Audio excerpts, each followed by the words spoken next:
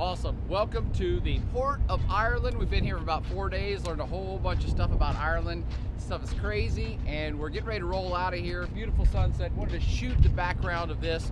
We're going to wrap around and end up over on this other side, because this is actually what I consider not so much a real working port. Ireland, Dublin, Ireland, is the capital of the country, and it is a working port, but Ireland's never been a huge industrial power. It's not like this is a big shipbuilding yard or some sort of gigantic point and exit entry for this country where they've exported hell tons of goods and services over the course of thousands of years. This is one of the major ports of the country, but this is a place that never really went through a huge industrialization. For most of the last 500 years, it was an agricultural colony of Great Britain. So Ireland is awesome. Dublin, Ireland is awesome. Look at the Irish and the leprechauns. Wish you love and everything. But this is a beautiful country. It's an awesome country. But this is a country that's had a tough go of things economically for most of its history, and indeed up to this second. And that's what I want to do this quick podcast about as we're leaving Dublin, Ireland. And that is, how did this place start as almost DOA economy coming into the 20th century, then at the end of the 20th century turned into the Celtic Tiger, and now it's turned back into a European pig. That's the name of this podcast, From Tiger to Pigs. What am I talking about, and what does the terms core and periphery have to do with that? I'll touch upon all these things in the next 5 to 10 minutes. So core, periphery, pig, tiger. Go. Dublin's awesome, by the way. Ireland, freaking awesome. You must come to Ireland. Population of about 6.5 million people. 20th largest island on the planet, whatever that means. It's not an economic powerhouse. Top 40, top 50 economy on planet Earth, maybe. Standards of living pretty high right this second.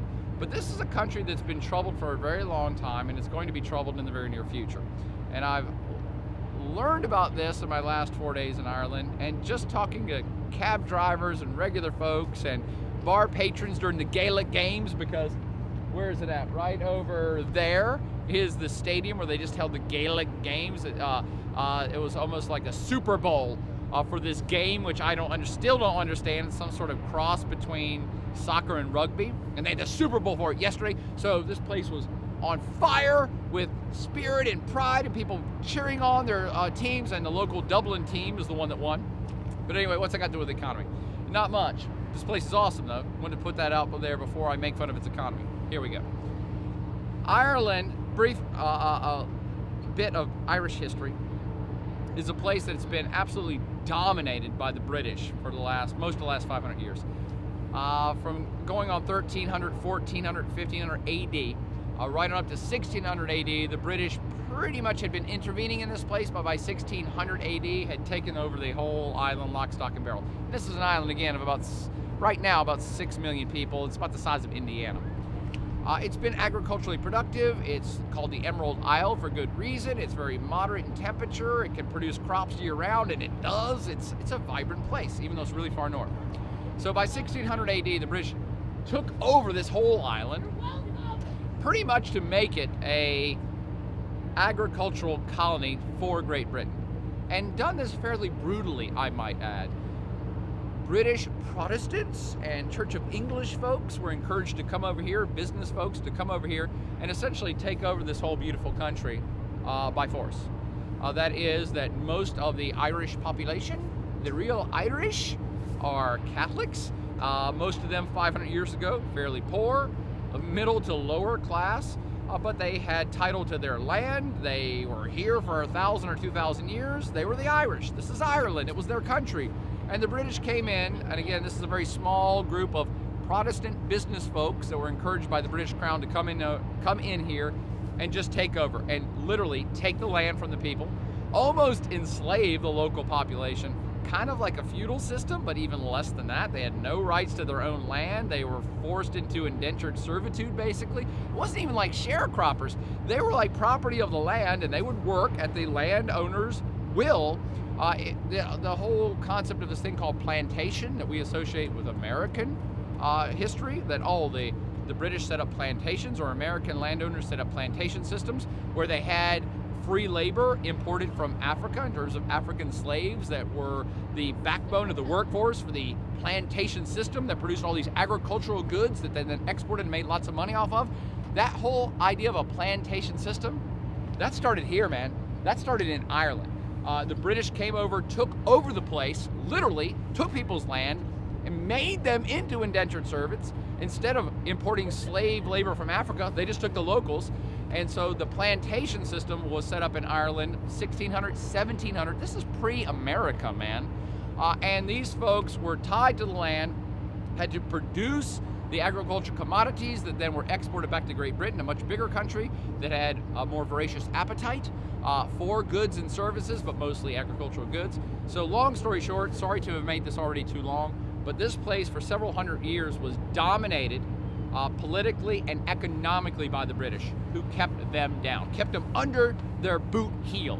The Irish were never allowed to industrialize, never allowed to enrich themselves. The folks here weren't really entitled to their own land or their own businesses. Anytime that people would start a business that would become competitive, that would be good, that would make them money, the British would come in and say, oh, that competes with our businesses, you can't do that anymore. So the Irish were essentially slaves of the British from 1600 right up until 1922, and Ireland became independent, free country. The Republic of Ireland as you know it today. Cool? Okay. What's that got to do with today's world? Well, right after 1922 is the Great Depression, and Ireland's a small place. It doesn't have a whole lot of natural resources. This is not a really rich place, and it wasn't before when they were indentured servants, and it wasn't much richer after they became the Free Republic of Ireland. And it wasn't really until the late 1990s that Ireland suddenly, like, boom, boom, boom, caught up. They were slowly moving forward in the 1940s, 1950s, 1960s, 1980s, but still a very small economic power in a very big European world here. They were what we call a peripheral economy. The core of Europe has always been like Germany, France, Italy, the big three economies, even Great Britain. Big economies on the world stage, and then even rich economies like the Netherlands, the Dutch, Belgium. That's the core of Europe. The periphery, or the edge, on the edge, not so big, not so important. Places like, I don't know, Iceland, Ireland, Portugal, Spain, Greece, on the fringe of Europe. Smaller economies, weaker economies. Ireland certainly fit into that bill until they became a tiger. That's right, the Celtic tiger, because Celtic and Gaelic and Irish, they all kind of are alluding to people from around here, or Scotland and Wales, the Celtic crew.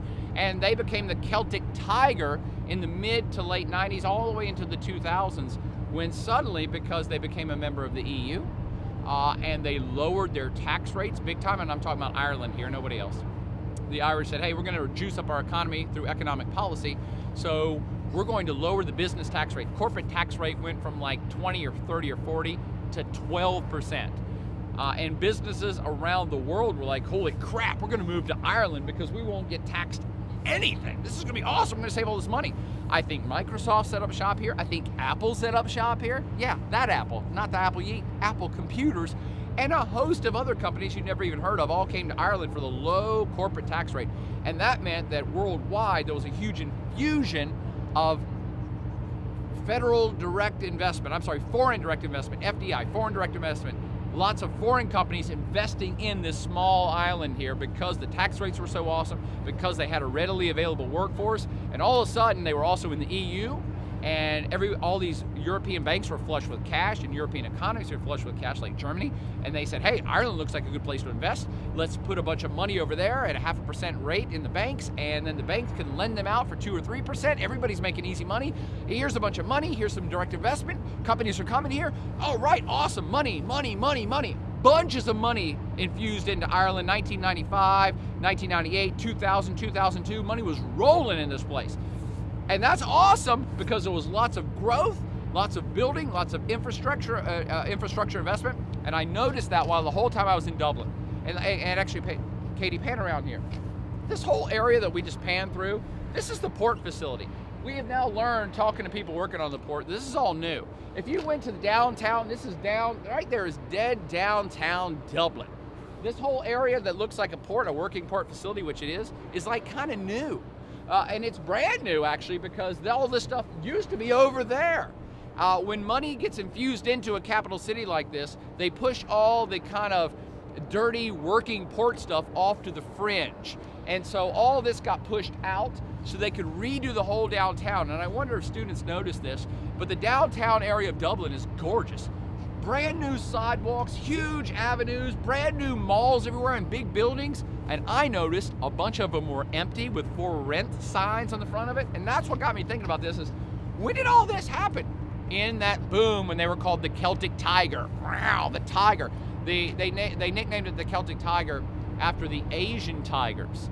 The Asian tigers were countries like Japan, South Korea, Taiwan, Hong Kong, Singapore, that in the 70s and 80s had a big bunch of international investment in them, and they built themselves up and got really rich making electronics and doing financial services and lots of other things. All those countries in Asia we think of as super rich, and they got the title of the Asian Tigers because they economically were booming.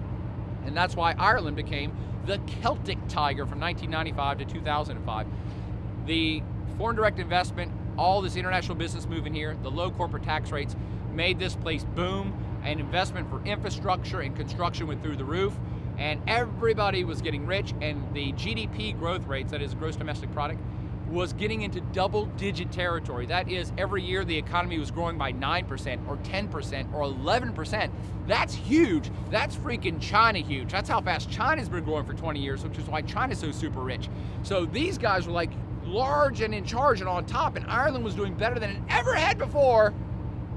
And now I'm saying it turned into a pig. What happened? It turned into a pig. The PIGS, for those who've taken my class in the past, you know this. That's an acronym for Portugal, Italy, Greece, and Spain. You can also add some I's in there for Portugal, Italy, Ireland, Iceland, Greece, and Spain. And these are all peripheral economies, smaller on the edge of Europe economies that overextended themselves, went into way too much debt, and then suddenly figured out they couldn't pay that debt back. And Ireland fits into that description exactly. That's exactly what happened here in Ireland. By the end of 2005, 2006, just as the world recession was kicking in, when America screwed it up for everybody in the world by letting banks run asunder and lend money crazily to anybody who could buy a house or couldn't even buy a house, and suddenly everybody was overextended for credit, everybody owed a bunch of money and nobody could pay it back, and that's when the economy started to crash. That rippled out and hit here in Ireland too, because they had been doing the exact same thing. So much credit had rolled in here, so much money from the continent had rolled in here to be turned over. And again, let me explain this. So Germany is rich as hell. German banks are rich as hell and have a bunch of money. They want to have a return on their investment. They just don't want to sit on money. So they go to a country like Ireland and say, hey, you're happening, you're vibrant. There's a lot of companies moving here. Here's a $10 trillion credit line. Why don't you lend money to people and we'll charge you 0.5%, and you Irish banks can charge 2 to 3%. So you make money, we make money. Everybody makes money, money, money, money, money. Until the Irish banks do the same thing American banks did, which is lend way too much money to way too many people who can't pay it back.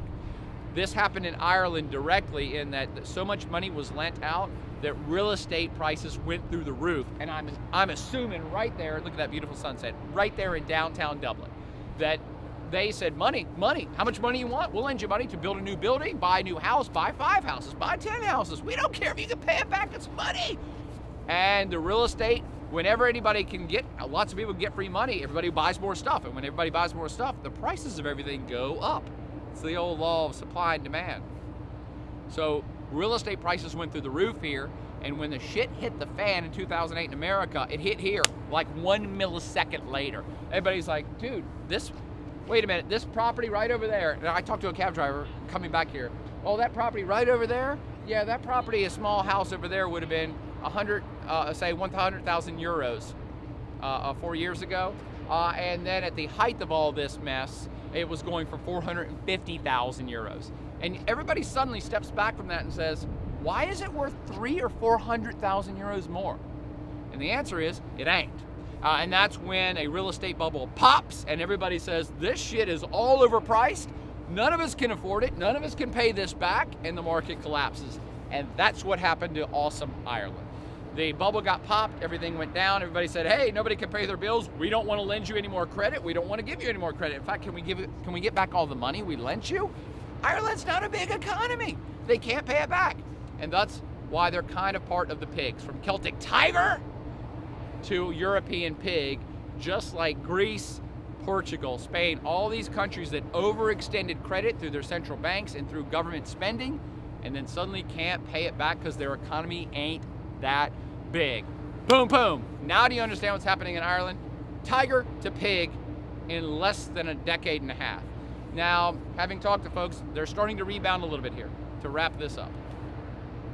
They're not as bad off as Greece, which lent so much money that in a million years it could never pay it back. Ireland was kind of on that track, but they didn't do quite that bad. They lent way more money than they could pay back in the near future, but they've stabilized the situation. Things are starting to pick up. When this all hit the fan 3 or 4 years ago, by the way, Ireland was the first economy in Europe that actually contracted. It got smaller. It was negative growth for a couple years. That's unheard of. So they've stabilized that. They've got back on track. The unemployment is high here, but not as high as in Greece and Spain and Italy. So they've stabilized. They're a small economy. They can rebound perhaps a little bit faster. And maybe some of that fighting Irish spirit will bring it back for the Irish, because this place is awesome. All the people here are awesome. I had a great time here. And I hope that they go from being oppressed by the British to being a Celtic Tiger to being a pig to being back to the Celtic Tiger again in the very near future. Do you understand anything more about the Irish economy and core / peripheral economies in Europe and how lending and all this stuff happens, especially when you have a big real estate bubble and it pops? I hope so. But I'm going to sign out now from beautiful, awesome Dublin, Ireland, where I've had a fantastic time. Look at the Irish to you.